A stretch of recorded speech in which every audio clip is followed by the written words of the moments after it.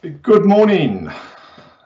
A very warm welcome to everyone from all over Australia and those that have joined us internationally for this, our inaugural event in our RMIT Cyber Series.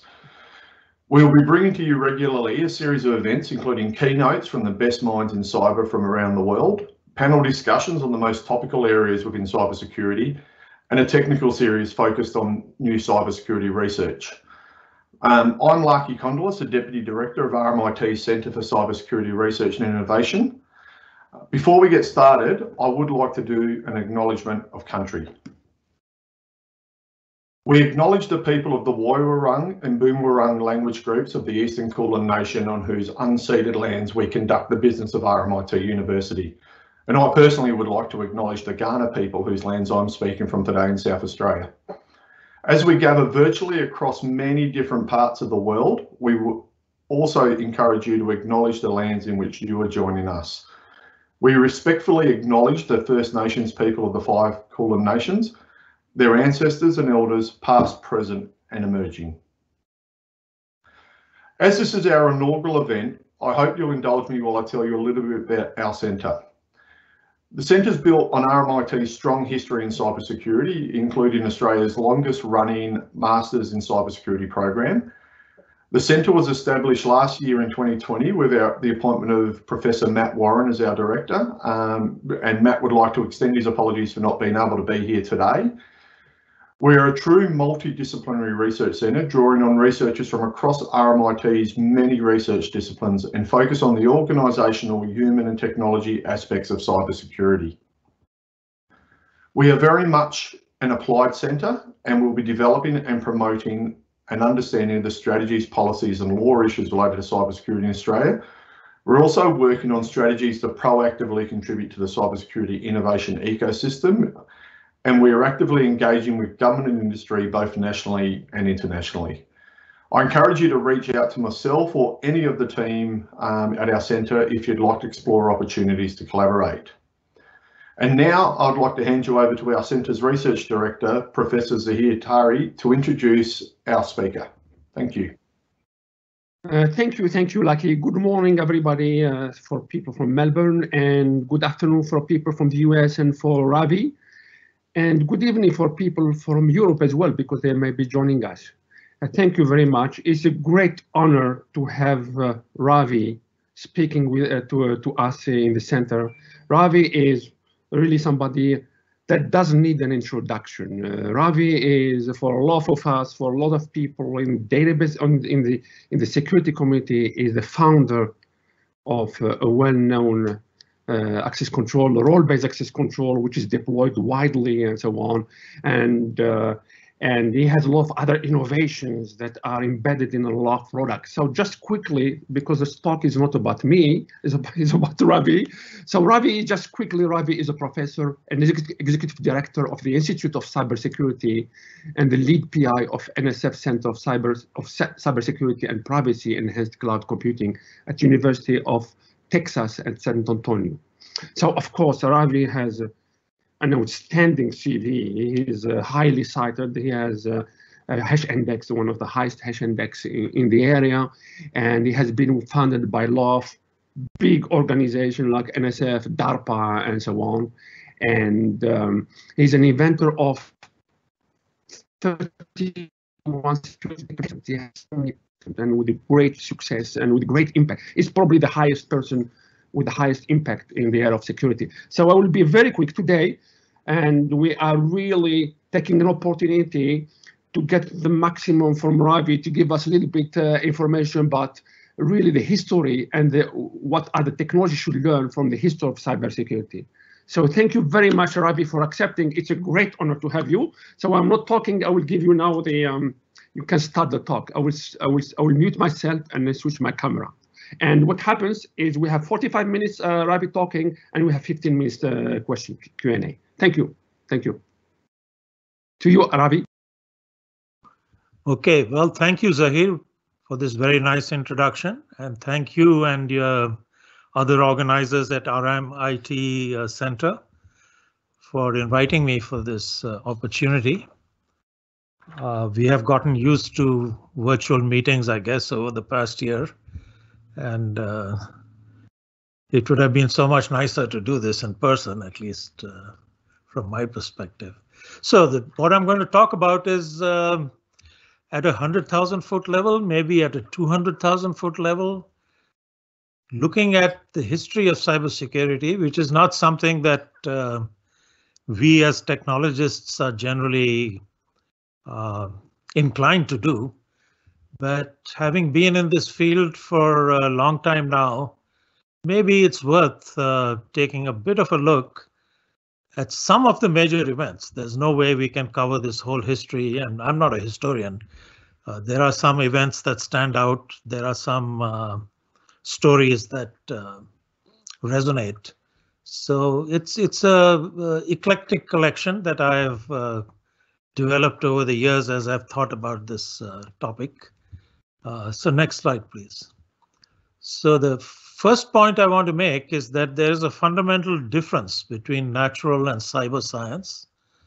And it's still difficult for people in in either one of these sides of science to appreciate this difference because people in cyber science tend to want to mimic natural science, but that doesn't work because we are different. In natural science, you have this elephant problem. There is a real objective elephant out there, which we are trying to understand.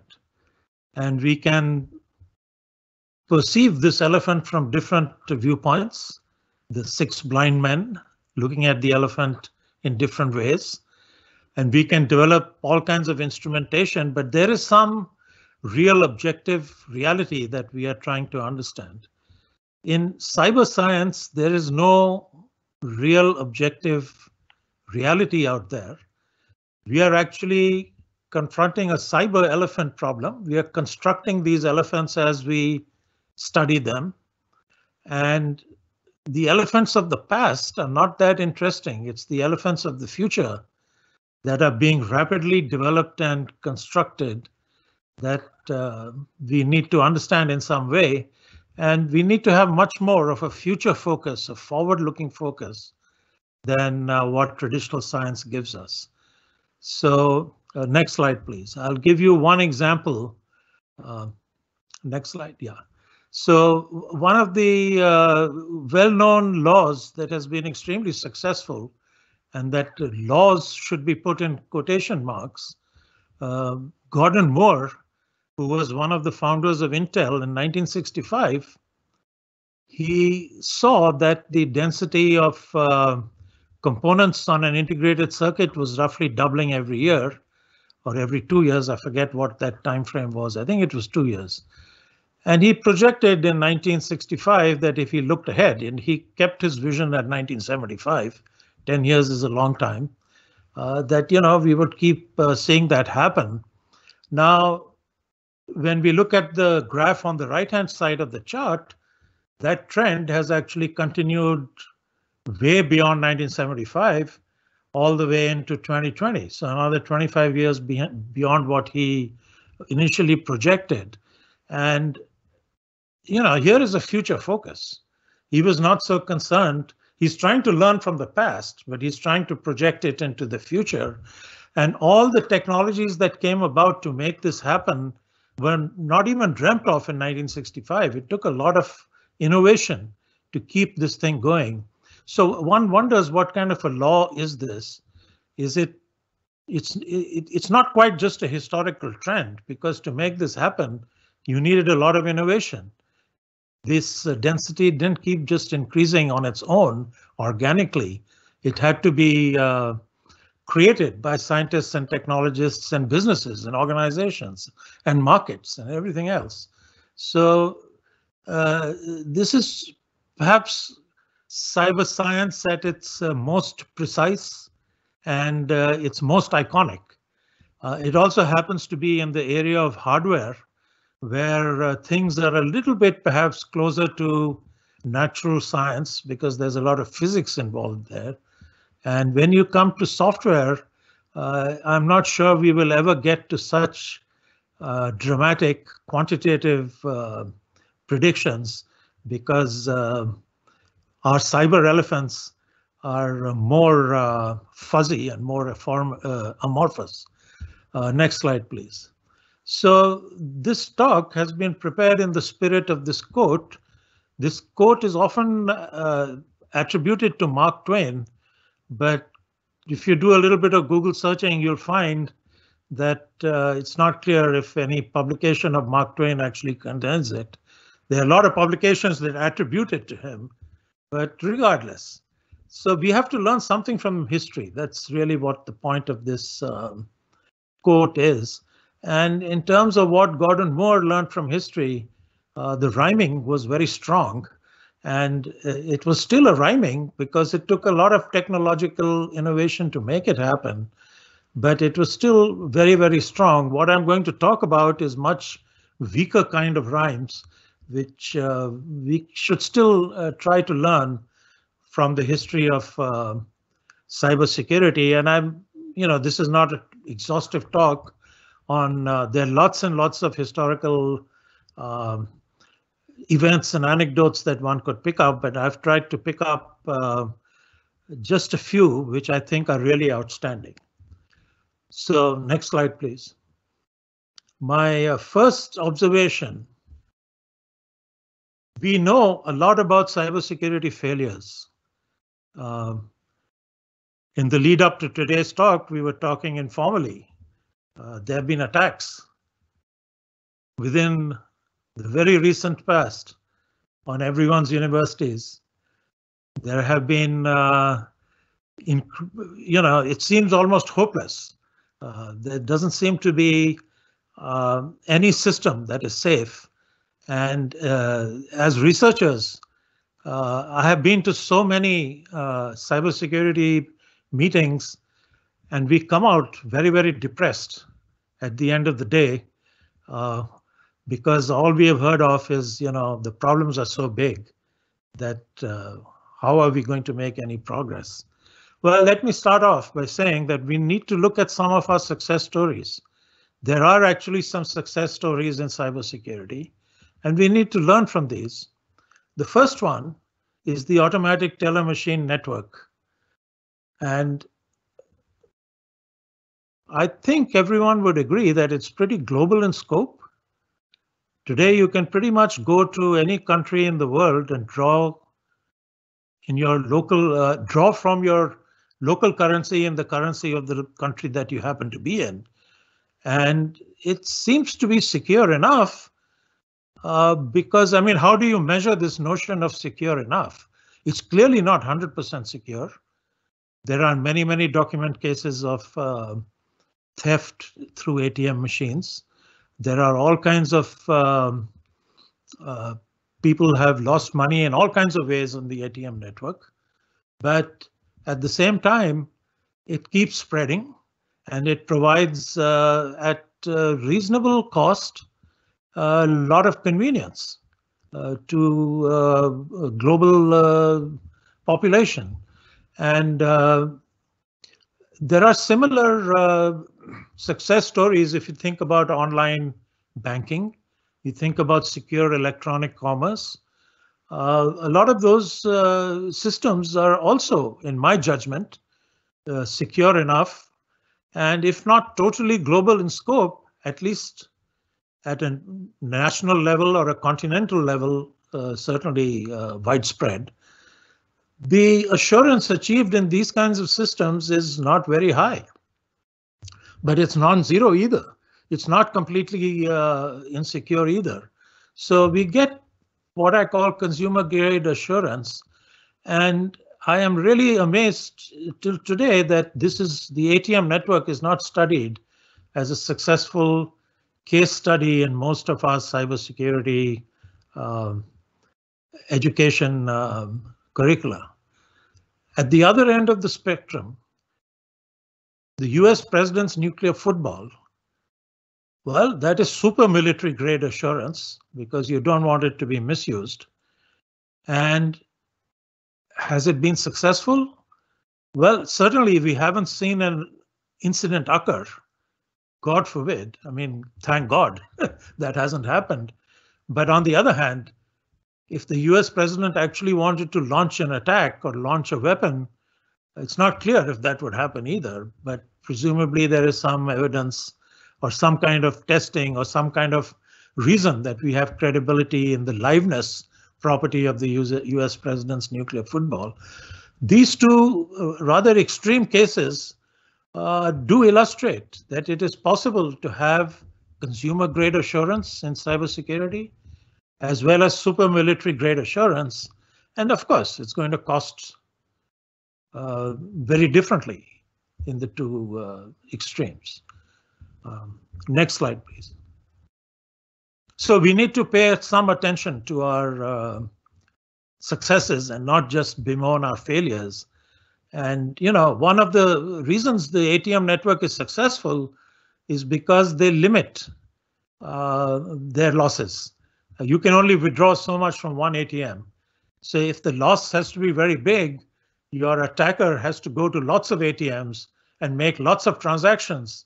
So if you want to withdraw $1 million through this kind of a channel, it's going to take a lot of work, and you're going to be exposing yourself as the attacker to a lot of activity, which can then be monitored and provide a trail of evidence to the attacker. So it has been designed with a lot of sensible principles that many other cybersecurity systems don't seem to follow. The next lesson that I will try to, the next history event that I would like to discuss is the internet protocols. Now, we all love the internet. It runs on the two central net protocols of TCP and IP, often called TCP/IP because they are central. Below IP, everything kind of runs within one network. IP is the protocol, the internet protocol that links multiple networks into one big internet. Without IP, there is no internet. There are only isolated networks. Below IP, the technology can keep changing. You can have local area wiring, you can have wide area fiber, you can have wireless, you can have Bluetooth, all kinds of things go on below the IP layer. But the IP layer unifies everything and then presents as TCP/IP is almost the same thing for our purpose. Above TCP/IP, you have a proliferation of applications, and you have a lot of richness and a lot of room for innovation. TCP was introduced, both of these protocols were introduced in 1981, and they are still in play. That's 40 years. It's a long time. And they have not had to change at all, essentially, during this process. And it's a pretty remarkable achievement. Now, they did not cater to security at all. So, I mean, there are people who say the internet was not designed to be secure. Well, secure was not one of its early requirements. The internet was designed to be robust. So the idea of the initial goal of the internet was that even if some nodes in your overall network fail, if some sub-networks fail, you will still be able to get your packets across as long as there is a path. So you're not bound to specific paths. You can always, as long as you can find a path, you'll be able to get your packets across. So that was the principle. The principle of design for the internet was resilience and maybe secondarily flexibility, because it's the flexibility that allows us to have lots of lower layer protocols and lots of higher layer application protocols, which have transformed dramatically. But this one, IP and TCP have more or less remained the same since September 1981. That's a pretty remarkable fact. So how about the security aspect of it, which was, as I said, not a requirement initially. So let's go to the next slide. What is the fundamental problem of the internet protocol? The internet protocol moves data in packets. And if you need to move a lot of data, you need to send a lot of packets. but the packets will be reassembled only at the destination. In transit, each of these packets can go in its own way, and it can, there's no guarantee of delivery, and there's no guarantee you may not get duplicate packets. So that's fine. Each internet packet carries a source address, which tells you where it originated from. It also carries a destination address, which tells the all the intermediate nodes where to finally deliver this packet. You can think of it like a postcard. An internet packet is like a postcard. It has a destination address, which is where every effort will be made to get it to the destination address. It also carries a source address telling you where it came from. But the source address, there's no guarantee about it. I can put any source address on my internet packet. Now, if I just use the normal software of my PC, it's going to put the internet address of my PC. But it's very easy for me to use modified network software, which will allow me to put any source address. So one of the first things when one of the first attacks that happened in the internet was people were sending passwords in the clear on TCP/IP. So if I want to access a remote computer, I have to give a user ID and a password. We are still very much familiar with that paradigm. It hasn't changed. But without some kind of protection, that user ID password would be going in the clear. And if you were just doing user ID password and you allowed people to pick up the password in the clear from the internet, well, then we're going to get a lot of breaches. Now, so the first thing people tried to do is to say, all right, let us only allow traffic that comes in from trusted IP addresses. I don't expect you to be logging in from some strange IP address. But if you're coming in from an IP address in RMIT and you're trying to access a server at UTSA, well, that's fine. I'm going to, facilitate that. But if you're coming in from a IP address in some unknown internet cafe, I'm not going to even try to let you log in. So the first attempt to secure IP in some way was to say, let's not trust the source IP. Let's only allow packets from trusted source IP addresses. Well, if you're going to allow IP spoofing, then that doesn't work. It may look like a packet that's coming from RMIT. It may actually be coming from some internet cafe, and it has been manipulated to carry the source address of RMIT. It's like I mailed a postcard from city A, but I put an address there, a source address of city B, so it looks like it's coming from some other place. That's the IP spoofing attack. And the first generation firewalls, they simply looked at the source address of an incoming IP packet and said, OK, if this is from RMIT, I'm going to let it in. If this is from some unknown IP address, I'm not going to let it in. So they maintained a whitelist of acceptable source IP addresses and let those in. Now, prior to that, there was really no need to even do IP spoofing.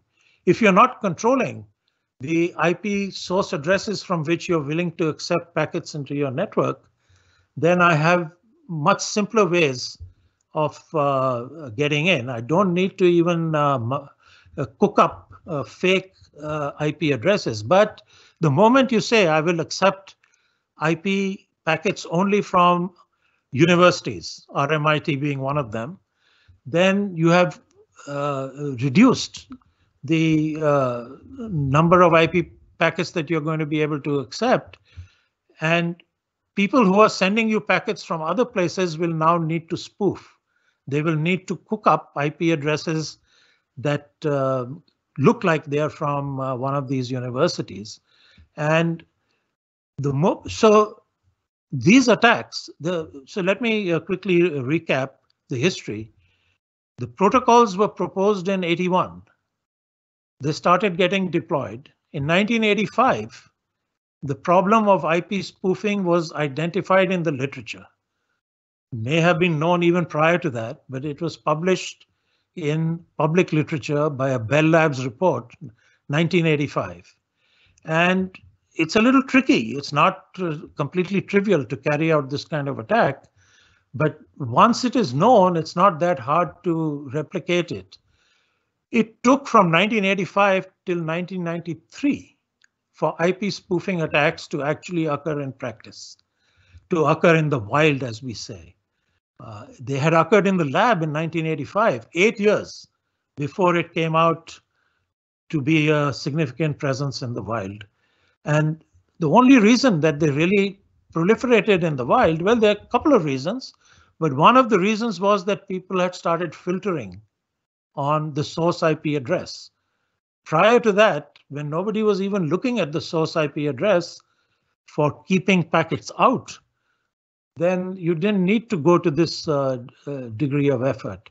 So the bottom line, 81, the protocols are published. 85, for sure, it is known that this attack is possible. 8 years before it occurs.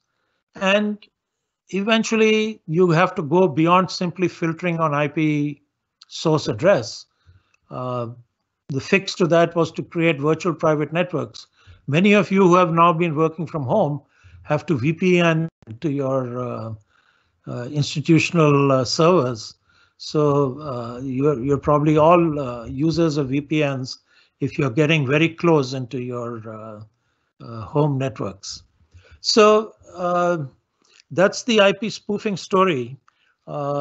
Attacks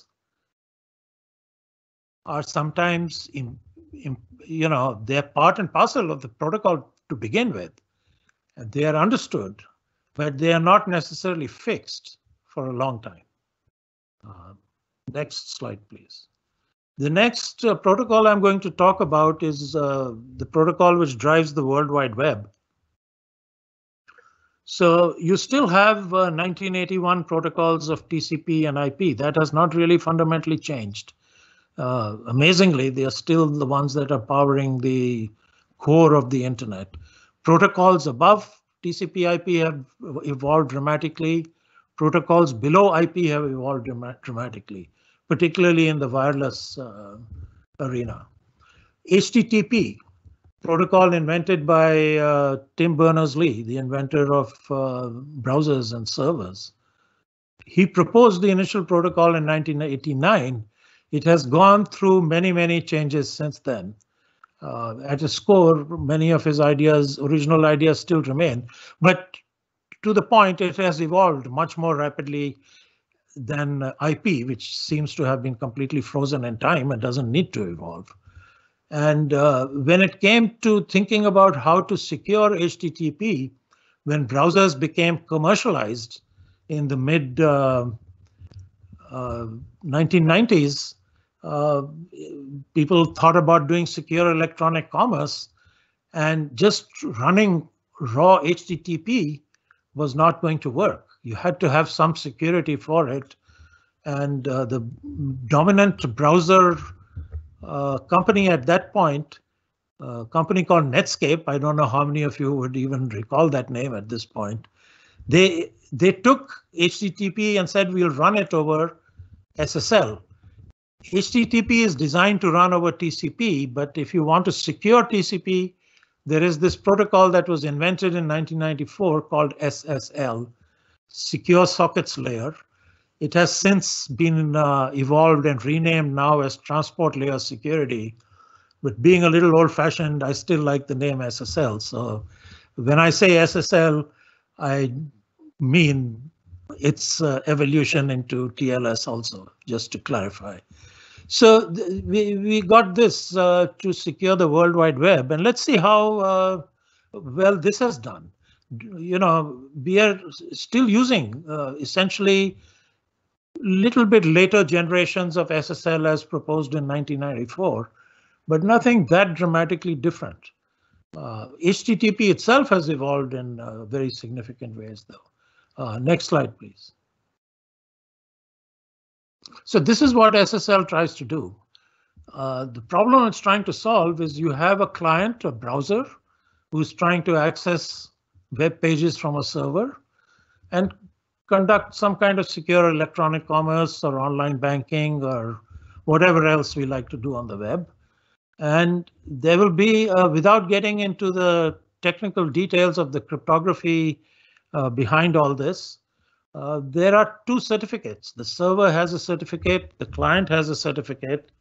These certificates enable the cryptography that's necessary to secure the client-server connection.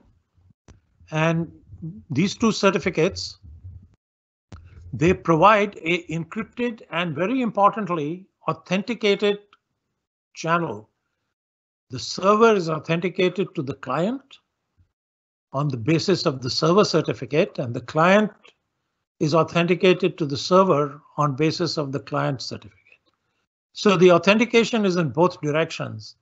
And SSL is designed to do this because you want mutually authenticated connections. That is your ultimate goal. That is what you would really like to have. But the designers of SSL were also smart engineers, and they figured out that getting certificates to clients is not going to be that easy. There are millions, maybe, although that may not have been true in 1993 or 1994, we anticipate tens of millions, hundreds of millions, billions of clients. And to get client certificates out to all of them is going to be a major, major challenge. And it's going to be a major challenge to get acceptance of this kind of technology. Servers are going to be much fewer.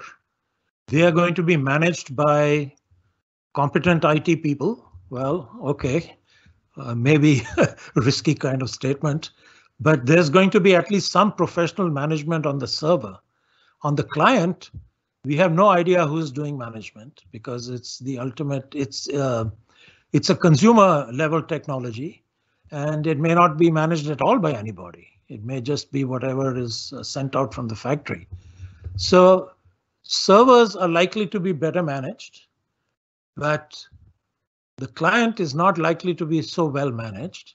It's going to be difficult to get certificates to the client. Now, that was a very smart decision, because if they had insisted that SSL has to run with these two-way certificates, it may not have caught on. Next slide, please. So as an option, they said, hey, if you want to run SSL without having client certificates, do it. You're going to lose something. You will still get server to client authentication, but you're not going to get client to server authentication anymore.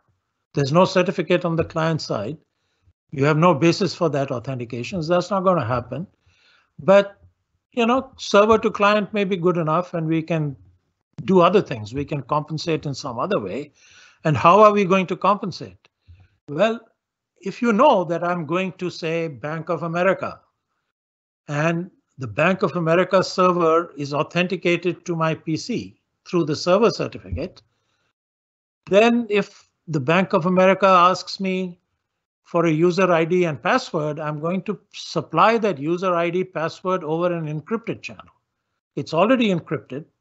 It's only authenticated at one end, but it's safe enough for me to provide a user ID and password since it's going to go encrypted on the network. This is what the World Wide Web is running on today.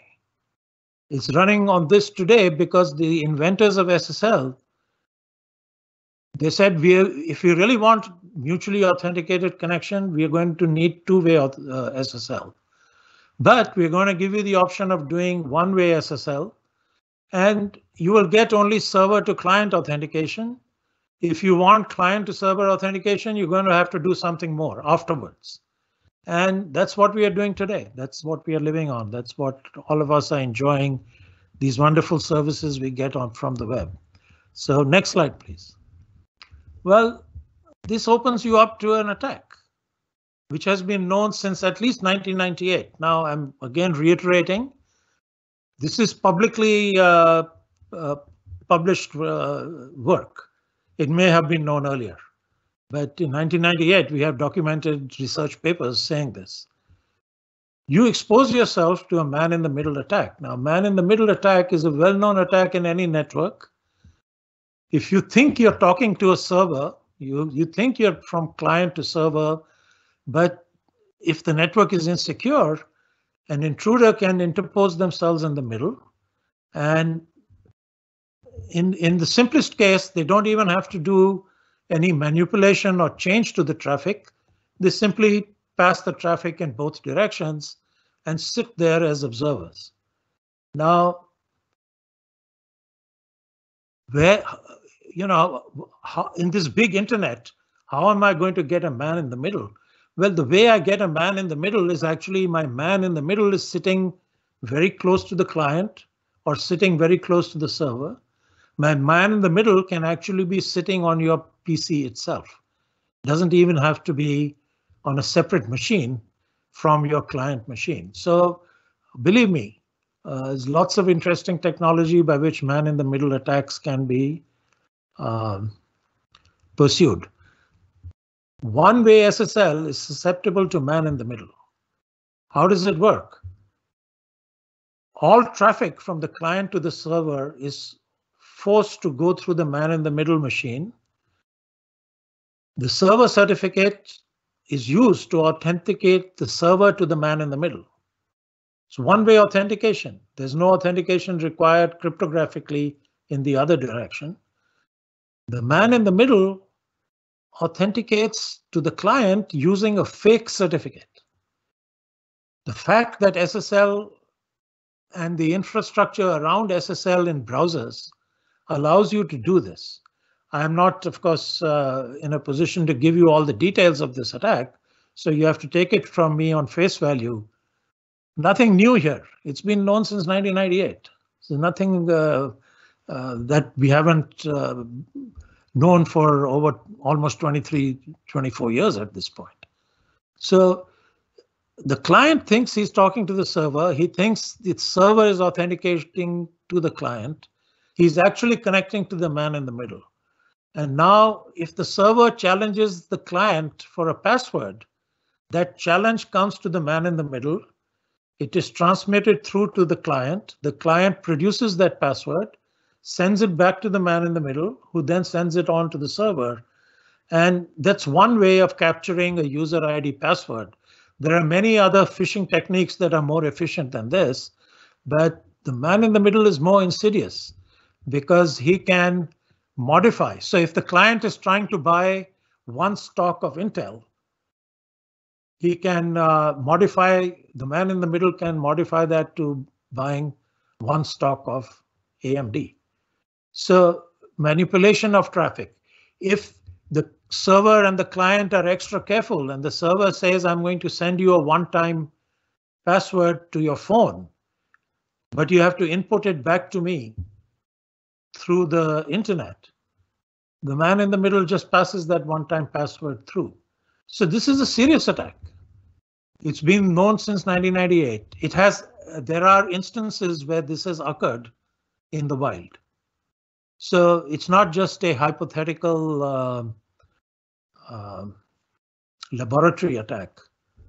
At the same time, this is not that common an attack because if I'm going after user ID passwords, it's much easier for me to get you to a phishing site or to spam you with some enticing email where you have to put in your user ID password. As clients, we don't even really spend a lot of effort in trying to authenticate the server. The protocol might be doing it, but whether we are actually at a server to whom we should present a user ID and password is not that easy to assure. So there are many ways by which phishing is a much more productive way of getting user ID passwords than this man in the middle attack. our internet, our World Wide Web browsing is certainly exposed to this kind of an attack. So that kind of brings me to the end of my talk. I have a couple of slides left. So let me just summarize. To the next slide, please. So what have I tried to observe? There are systems that are secure, so we should learn from them. There are lots of systems that are insecure. I don't think that's news to anybody. That's like a dog bites man. But there are systems that are secure. They exist. And at least one of them is very much global and consumer oriented in scope, the automatic teller machine network. And I would argue that online banking is somewhat in a similar category.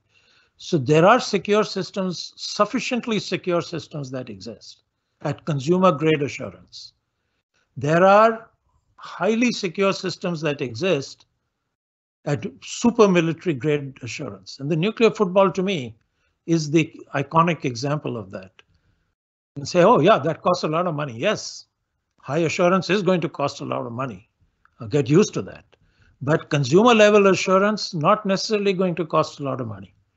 None of us finds the use of automatic teller machines to be super expensive. Otherwise, we would not be using them. Of course, over time, they may go away. With electronic cash, you may not need physical cash anymore.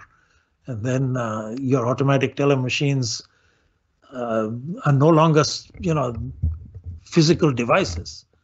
So when we talk about the Internet protocol, it was not initially designed to be secure. The initial design of TCP/IP still is in operation today, has not been replaced, and is not likely to be replaced for a long time to come. The fundamental weaknesses of IP spoofing were known in 1985, but they did not manifest widely until about 1993, when the first generation firewalls started looking at incoming IP addresses and whitelisting some addresses as being trusted. SSL was designed to be secure with client certificate and server certificate, and it is. There's nothing fundamentally wrong with SSL over there. However, in recognition of the practical fact that rolling out client certificates and getting people to manage them is not going to be straightforward, the designers were clever enough to say we can allow SSL to run with only certificate on the server side. Well, that's like a half-brained SSL. It gives you only authentication one way. It's good enough for secure electronic commerce and online banking because that's what we have today. And by jolly, that is successful today. Everyone is doing online banking, and in this pandemic, even if we were not doing online secure electronic commerce, now we certainly are. Now, so that's sort of the history. So at least I've tried to give some conclusions here that, we can try to predict the behavior of attackers. These are supposed to be sort of rhyming type of observations, not so quantitative and not so strong as what Gordon Moore had, but somewhat in the same spirit, but much more qualitative. And if there are 2 points that are worth emphasizing, your attacks will escalate, but they're not going to be rushed faster than necessary. Just because IP spoofing was published in 1985, the attackers didn't rush to do it. They had to have the incentive to do it only when it became useful to do IP spoofing in 1993.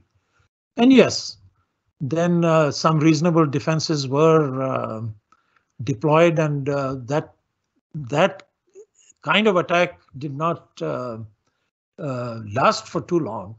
They moved on to something else.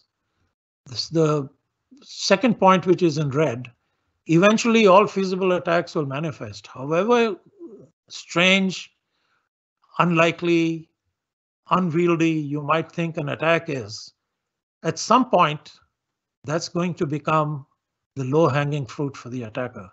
The attacker is always going to be looking for low-hanging fruit.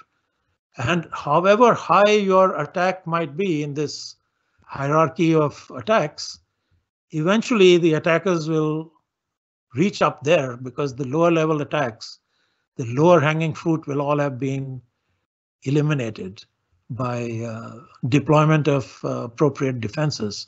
Very often the defenses for those lower level attacks are known. The defense for the man in the middle attack on SSL is to deploy two-way SSL. We know that. It was designed like that.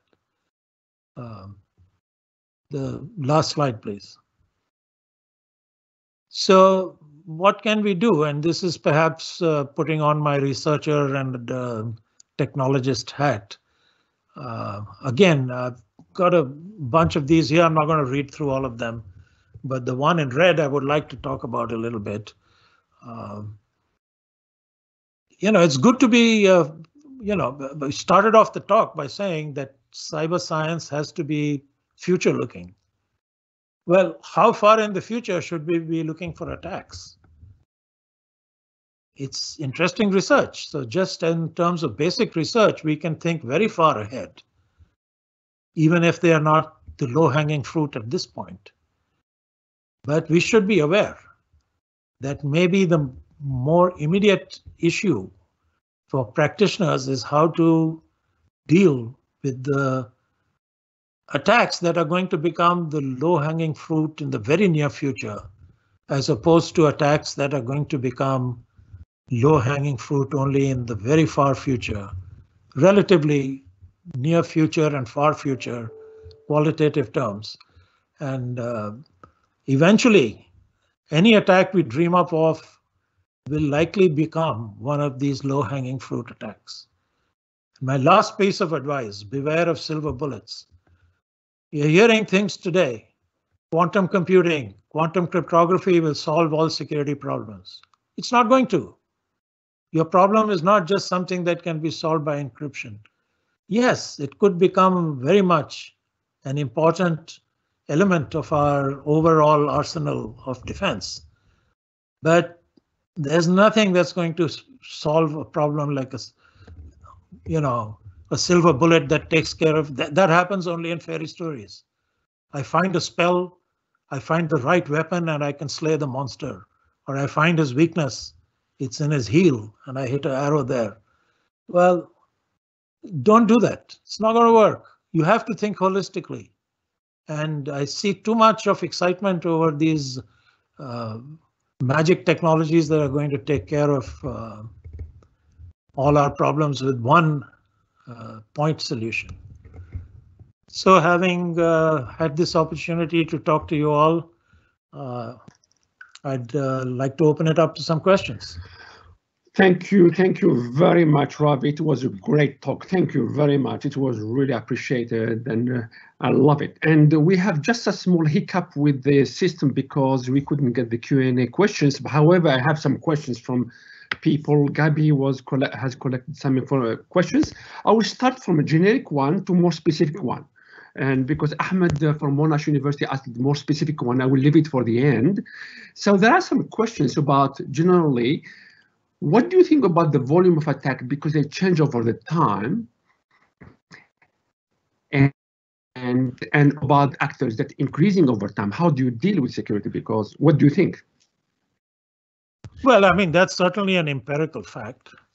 And the professionalization of criminal attackers, the professionalization of nation state attackers, we have seen this happen. Was it predictable? I'm not sure. Certainly looking back. So, I mean, maybe we can say the volume of attackers will double every 2 years. We can come up with a Moore's law, and we can trust the innovation of attackers. It's not even Intel who has to discover the way of increasing concentration of components. The attackers have shown that they are extremely innovative, and they will keep pushing forward. Yes. So I agree with you. And you know, Ravi, you know, when I look at it, I look at it like a car. The engine is becoming an old car. The structure is okay. So the problem is at the end, the security is really the underlying infrastructure, which is not working well, right? There will be, or even if, as you said, I agree with you 100%, even though you can come up with this crypto, with quantum solutions and so on, it won't solve the problem. The problem is the network and all, because it has a lot of problems, the operating system, the Microsoft operating system, and so on. What do you think? This is really the problem. Can we think about we cannot change it, right? We're using the old structure, right? So what is the solution then? Oh boy, I thought I only had to point out problems. No, I thought I'm not asking you. It's a miracle solution. I agree with you. It's a miracle. What do you think? Well, there you see, here is, I think I'll be willing to make this kind of statement. If you're looking for consumer level of assurance, it is achievable. And it is negligent if a consumer-oriented company does not do that. If we can achieve the level of security that an ATM system gives us, and you're not doing it, you're deploying systems which don't even give me that level of security, you are negligent and you should be made to pay a price. Now, how do I make you pay that price? You know, that is way beyond the pay scale of an engineer or a scientist. Right. That's a political, social question. There are mechanisms to make that happen. You can bring people, you can close down that business, you can take away their money, you can, you know, so there are punitive measures you can take, and there are legal measures you can take. Now, if you're talking about very high level assurance, you know, well, the military is, I'm not, you know, they've had leaks of confidential, of top secret information. Mm-hmm. They've had Snowden. They had that other guy, I forget his name. So there've been major leaks of classified information. So even they are not able to, and they were not even using consumer level techniques. They were not monitoring the rate at which these people were downloading information. So the attacks that it was insider attack, but the call centers have that same kind of attack, and they were not paying attention to it. So there are lessons. To say that this was not feasible for us to do is not an acceptable defense to me. Now, to say that all the problem is with Microsoft because they are sending out junk software, that is certainly part of the problem. That's right. But you know, you can't say that in spite of that, I'm not able to give you consumer level assurance. If there's any system that doesn't give you consumer level assurance, then the person should be liable and negligent and charged. Absolutely. Yeah, it's like a doctor giving you, you know, totally bad treatment. But how do we get the political and social systems to do that? It's not. It's not. Then let me give you one more example. Yeah. There is a lot of critical infrastructure in the United States, especially because a lot of it is run by private companies. They don't need consumer level. They need, and they don't need nuclear football level, but they need something much higher than consumer level, and they're not even doing that. Absolutely. So there are a lot of problems. Yeah. There are a lot of questions. I will try to summarize them. A little bit more technical ones, because security covers a lot of aspects, right? And one of the questions is data privacy still a major issue as it was in the 90s, people freely giving any information in the social media? Well, it should be, but we need to define privacy somewhat differently, because this kind of, you know, you have consented to the terms that the provider of your service imposed on you without understanding really what you were doing. I think the consumer has to be given a better deal. Not sure how to do it, but the current deal is too much in favor of the aggregator of your information, the Google and the Facebook. privacy remains a major issue, but how to achieve it and whether, I don't think it is susceptible to technical solutions alone. I think we need some legal recourse. We need some. Yeah. Yeah. I agree with you. Absolutely agree. There is another technical question, much more technical, and this is from the audience, from Ahmed from Monash University. He says, how do you see the future of role-based access control and attribute-based access control methods? And which one will you prefer based on the recent issues and why? This is more. Yeah, so, you know, role-based access control was known to have drawbacks from almost day one. There's a role explosion problem. There's a role engineering problem. There's a lack of contextual information problem. Some of them can be addressed. You can try to extend role-based access control in different directions, but then it starts to lose its simplicity. One of the benefits of role-based access control is sort of the central simplicity of the idea. And so it's never been thought of as a perfect solution. And, you know, as everyone else moves on, I've also moved on. I've been looking at attribute-based access control. I've been looking at relationship-based access control and so on. So there are many other, in fact, to me, attribute-based access control sort of is the next most promising idea, although it hasn't yet gelled in a correct. Good form.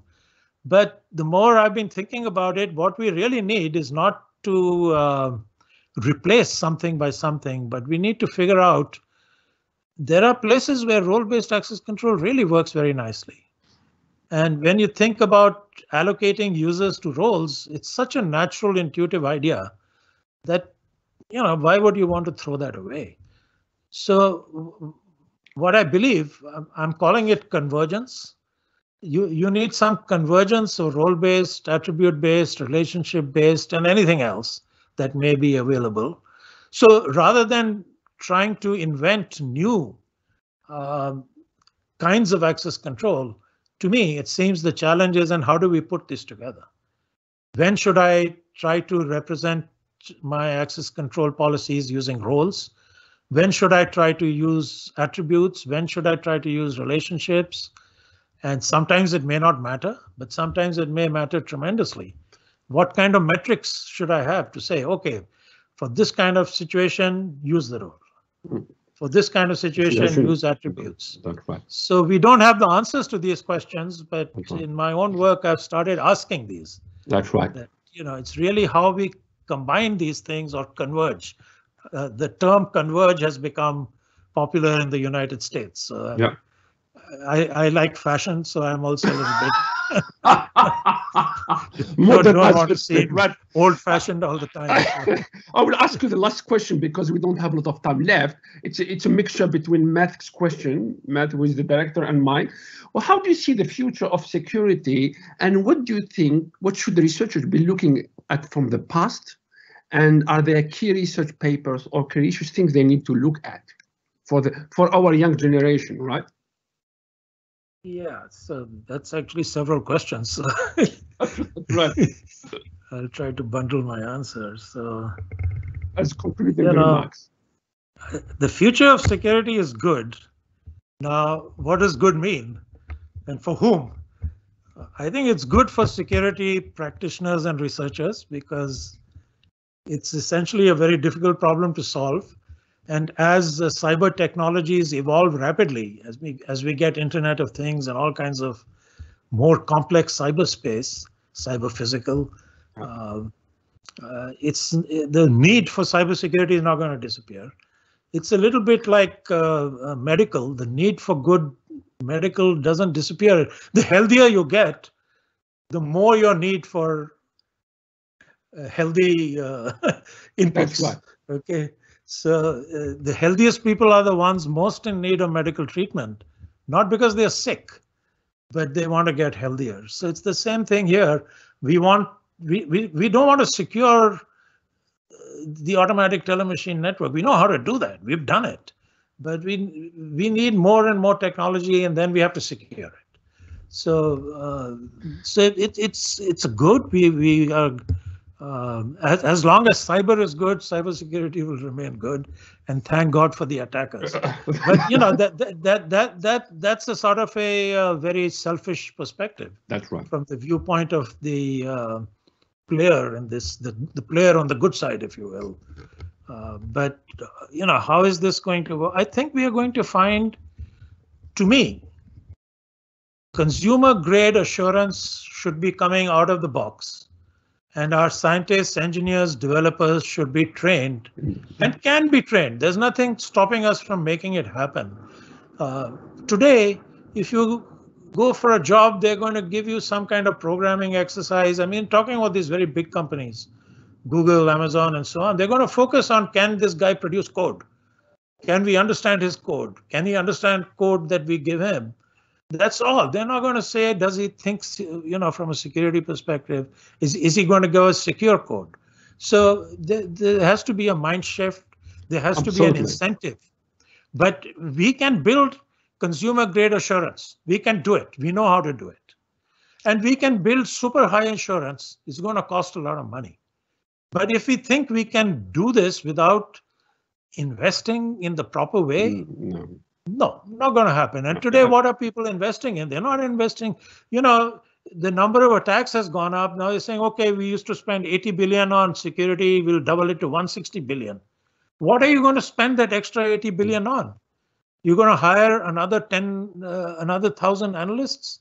Absolutely. No, that's not going to get you anywhere. No, absolutely. I think we're going to close. I think we are at the end of the talk. I would like to really thank you for the excellent talk, Ravi. I mean, it has been outstanding. Thank you very much. And on behalf of the center, we'd like to really thank you. And we'll keep in touch, of course. And Lucky, who is the deputy, will send you a gift, not electronically, from South Australia, with a nice wine from South Australia to thank you. And also on behalf and on behalf of the center, also I would like to thank the people the people who have been working really to setting up all this seminar and to making the success. I mean, Gabi, you did a great job, and Jeff as well, who is the on the background as well, and Matt as well. Thank you very much, and Lucky, thank you very much for the whole team. And also I'd like to thank the attendees as well. Sorry, we had some hiccups and with the recording, but it was great. And we'll try to do, as Lucky said, we'll try to do more of the seminars. And as I said, Ravi, thank you very much, and looking forward to work with you and to get you involved with the center. Thank you all, and I will close the meeting. I will close the talk. And again, thank you all, and have a nice break. Thank you very much. Thank you very much. Thank you all. Thank you.